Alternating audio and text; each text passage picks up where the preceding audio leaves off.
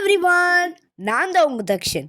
இந்தியாவில் அதுலேயும் குறிப்பாக தமிழ்நாட்டில் வாழை இலையில் சாப்பிட்றது நமது பாரம்பரியம்.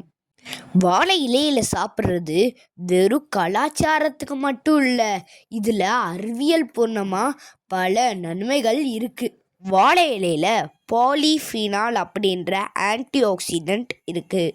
மெழுகு மாதிரி அந்த கோட்டிங் வாழை இலை மேலே இருக்குது. நம்ம சூடான சாப்பாடை வாழை இலையில போட்டு சாப்பிடும் போது அந்த மெழுகு உருகி நம்ம சாப்பாட்டோட சுவையையும் மணத்தையும் கூட்டுது.